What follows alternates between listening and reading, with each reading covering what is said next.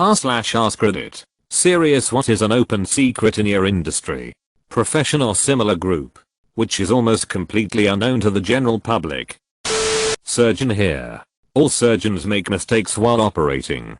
Any surgeon who doesn't is either not operating enough or lying. It always blows my mind when people act like a surgeon/doctor making a mistake somehow means that doctor deserves to lose all his money, lose his career, and go to jail. Obviously standards are higher since they could, kill someone. But to act like there's the slightest possibility that they never make mistakes is just nuts. I find it especially crazy that people think you can sue a doctor for being wrong about a diagnosis. The doctor is making their best guess based on the evidence available.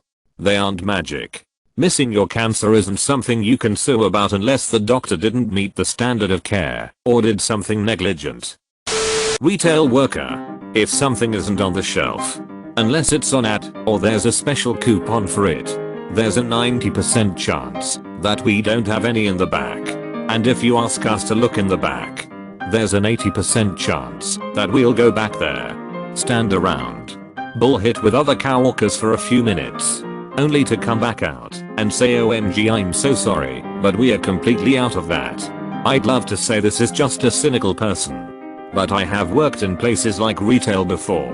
And yes, I've done this myself a few times. Honestly though, it's more because I freaking know there's nothing in the back within reasonably findable range. So I'll do it to make you feel better. Plus I get a break off the floor for a few minutes. Exactly. It's easier to pretend to look in the back out of courtesy than it is to just go I'm sure there are none back there, ma'am. Trust me. Turn it off and on again isn't some kind of comedy gag at your expense. It really does solve 90% plus of all known home user problems. The other 10% are solved by making sure it's definitely plugged in. And the other 10% is spent googling how the hell you managed to go over 100. Soldier here. Everyone knows that the government wastes money, but you have no idea how much the army will spend on a vehicle that will quite possibly never get used.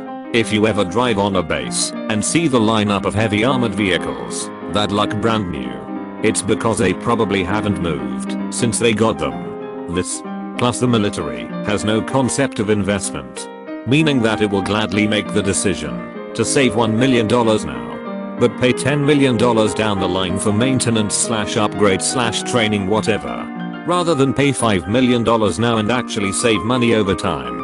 This bad practice is compounded by the fact that they will often refuse to scrap the poor investment until well after it's run over budget. Sunk cost is a concept that is completely lost on the military. Case in point, the CV-22 Osprey. It's marketed as a stealth infil/exfil and cargo platform. Anyone who uses it will tell you that it can't do any of those things. You can feel the beat of its rotors in your chest from like 3 miles away. 12 brothers can hardly fit in there with all their gear, and it's expensive as hit to maintain. But we are still pushing it because it looks cool, I guess. Sometimes the government is dumb. That there's a startling number lawyers who are absolutely, totally incompetent. I mean drug and alcohol addicted and or barely literate incompetent. Courts don't call them to account and often tacitly cover up for them. Lawyers have to screw up spectacularly and repeatedly to get disbarred. This is true. Also contributing to this problem, there are too many damn law schools in America. Legal industry was hit hard after 2008 and the perpetual onslaught of truly incompetent idiots who get handed a JD as well as $150k plus in debt for that piece of crap is egregious. Yeah. I come from a family full of lawyers and had always been interested in it myself growing up. I've worked at law firms and have a good enough understanding of what lawyers do that I think I'd be good at it. Like, I used to read Westlaw books for fun. Every lawyer in my family told me under no circumstances should I go to law school or try to become a lawyer cause the market was completely saturated and the debt I would accrue would not be worth it for the hitty living I would probably make for years, if I even managed to find a job out of law school at all. Corporate accountant. The amount of control I have over how much money the company makes or loses on paper is huge. A bad accountant says 2 plus 2 is 5. A good accountant says 2 plus 2 equals 4, and a great accountant asks what you want 2 plus 2 to equal. Ducking this. I can do amazing things with expense categorizations, overhead allocation, and depreciation methods. Most people don't realize that financial documents only convey a message, and that message may be different depending on who is reading it. I had someone tell me that ideally you want to show the government you are losing money, show liquidity/coverage to your lenders, and show growth to your shareholders. All of those things can be altered depending on COGS and overhead allocation. Ducking love finance /r/bullhit in the majority of cases. Auditors will pick up on this kind of thing for any corporation big enough to have public shareholders. I was an aviation electrician for 10 years. All it takes to cause a catastrophic failure in an aircraft is a piece of debris smaller than a penny.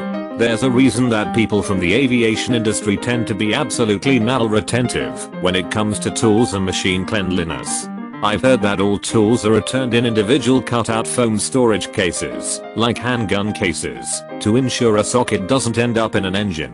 This is exactly how it is. All toolboxes are shadowed, and everything is inventoried and checked, not just at the beginning of the day, but every time a panel on an aircraft is opened and closed. Amusingly, my toolbox at home is like this. Although my personal tools could probably fit in a small show box, my toolbox is the size of a small end table to accommodate the system I grew up with. Not that this is secret, but people don't know. I'm a social worker on Long Island, New York, one of the most expensive places to live in the USA. Guess what we generously, compared to a number of states, give to welfare recipients? Food stamps, a maximum of $180/person/month. Public assistance, $150 a month.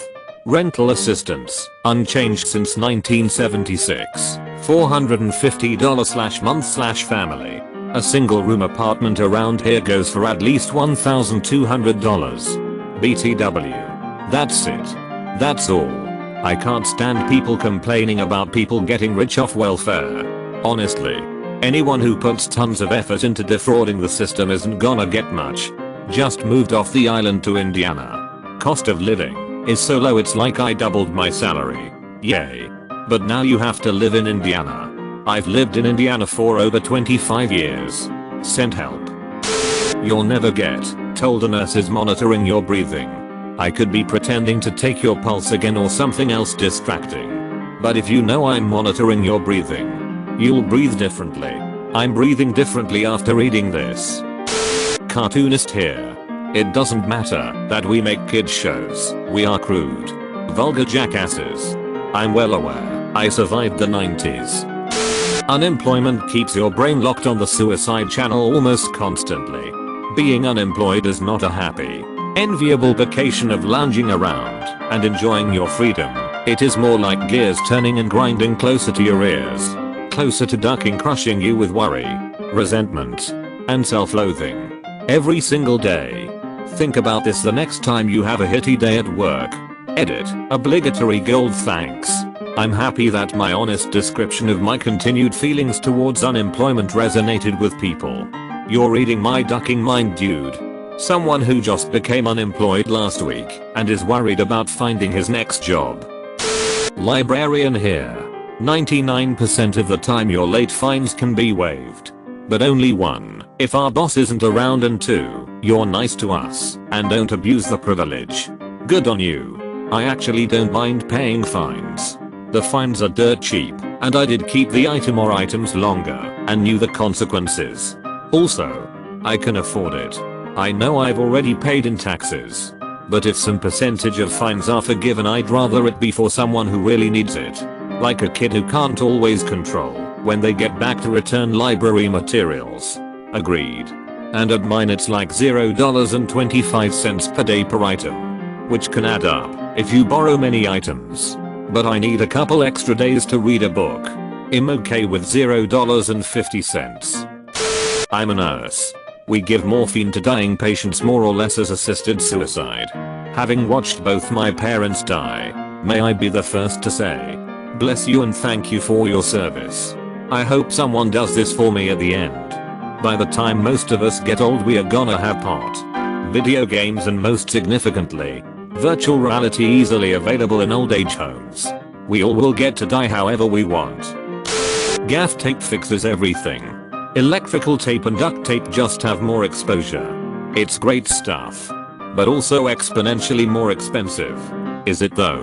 One strip of gaff tape will do the job of 5 strips of duct tape. That hit adds up. Thrift store worker here. No, we don't wash everything before we put it out. People think we have massive industrial washers in the bag. Nope. Judging by the smell of thrift stores, I never thought anything was washed. Structural engineering. The East Coast is probably way more screwed in the long run as far as earthquakes go than the West Coast. The reason is that until the advent of national seismic codes in the last century, designing for earthquakes pretty much stops when the people building stuff no longer remember that there's earthquakes in their region. We know from history that many parts of the East Coast experienced some major earthquakes on several 100-year cycles, maybe longer.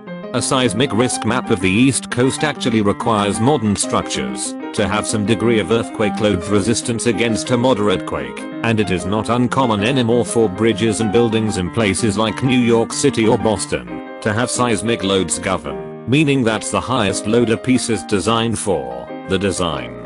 I've worked on multiple Boston area projects where seismic retrofits were being applied to existing bridges, some major ones. It's all very routine and gets little attention. So what's the problem? Look at a picture of New York City, Philly, Boston. 80% of those buildings are unreinforced masonry. All those mid-level buildings and refurbished industrial and commercial spaces built before 1950 or so were built by people with generally no regard for earthquakes.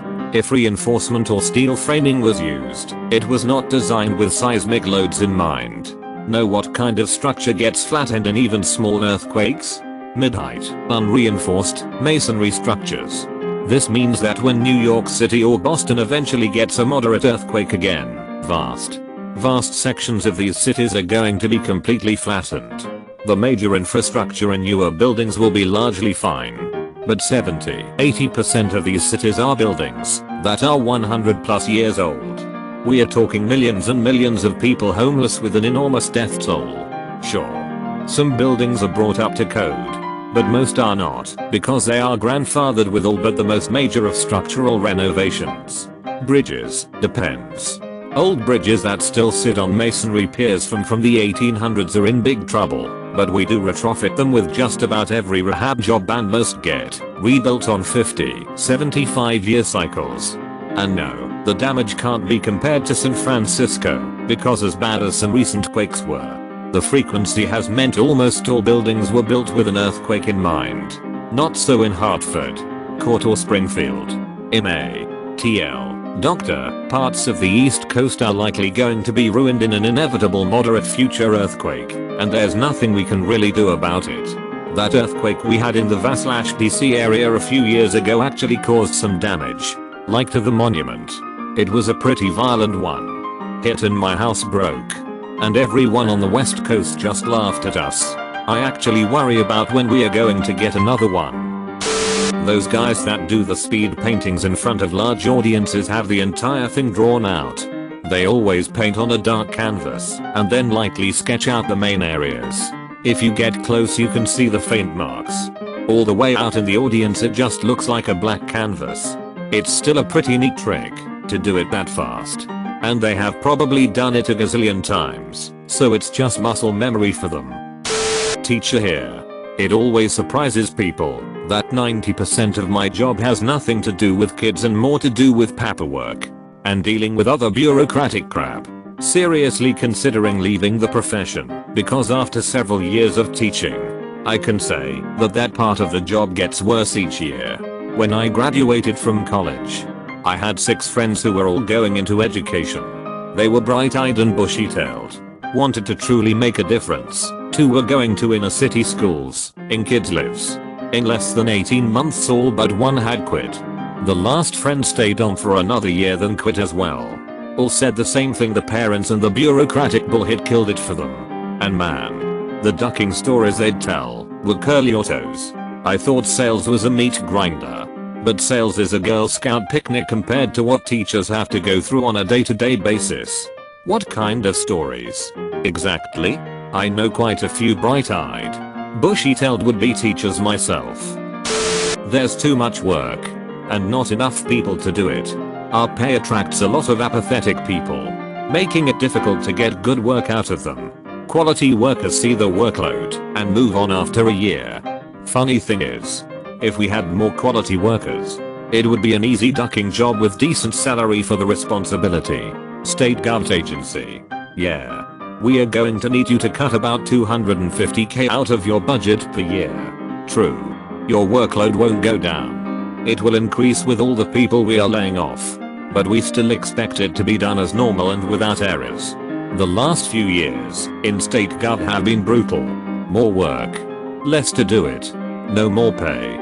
Start the beast in action. When you call me for help with your software, I'm probably just going to Google the answer. And you think I'm a genius. Yeah. But the difference is we have the knowledge to decipher what's being said. This may or may not be obvious, but if my grandmother says the one thing doesn't work, me figuring out what that means, what it's called, to even look it up, and then following the steps to fix it is far more than she could have hoped to do herself. The same applies to a lot of people, right? Just because the manual is available online doesn't mean that everyone can read it. Ducking like and subscribe.